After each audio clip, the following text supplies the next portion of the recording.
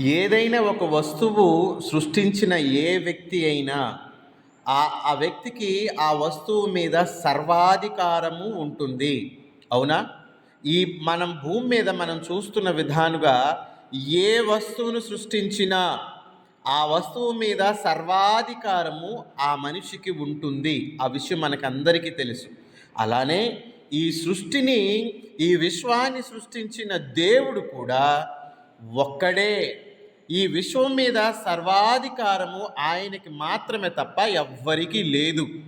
మరి సృష్టించిన దేవుడు ఎంత ఖచ్చితముగా, అంత అధికారము లేకుండా, అంత అధికారం ఉండి ఆయన ఏ విధమైన స్పష్టంగా మాటలు మాట్లాడుతున్నారో ఒకసారి చూద్దాం. ద్వితీయోపదేశ కాండము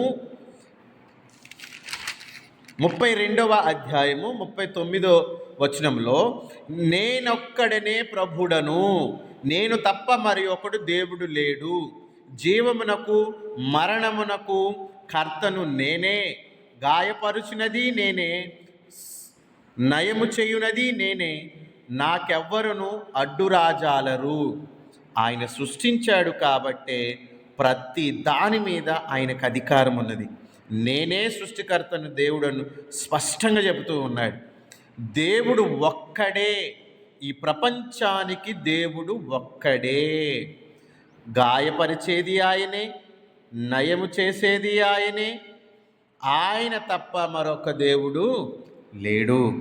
నేను ఒక్కడనే దేవుడనని స్పష్టంగా చెబుతున్నాడు. ఈ విశ్వాన్ని సృష్టించింది ఆయనే కాబట్టి అధికారము కలవాడై చెబుతున్నాడు ఈ మాట. ఇది గుర్తించాలి ప్రతి ఒక్కరు కూడా. దేవుళ్ళు, నేను సజీవుడనైన దేవుడను గనుక చెయ్యెత్తి ప్రమాణము చేయుచున్నాను.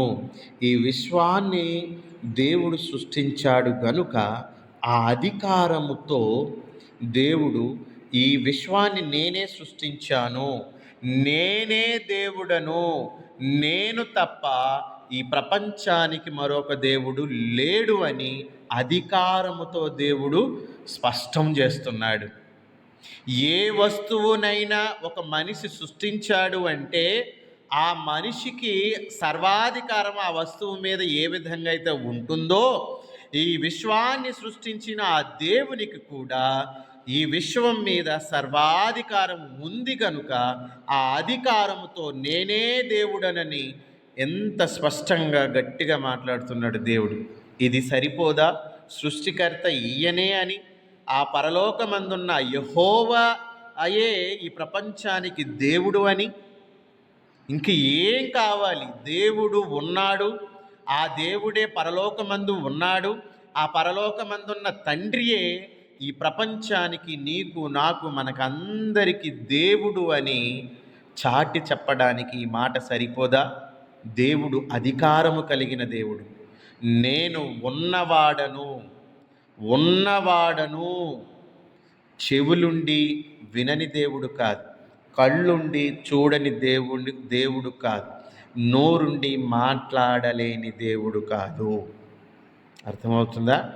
దేవుడు ఈ విశ్వాన్ని సృష్టించాడు. ఈ విశ్వమంతా మనిషి కోసమే సృష్టించాడు.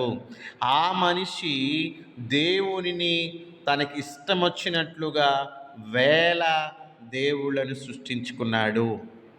అది నిజము కాదని తెలుసుకున్నాడు.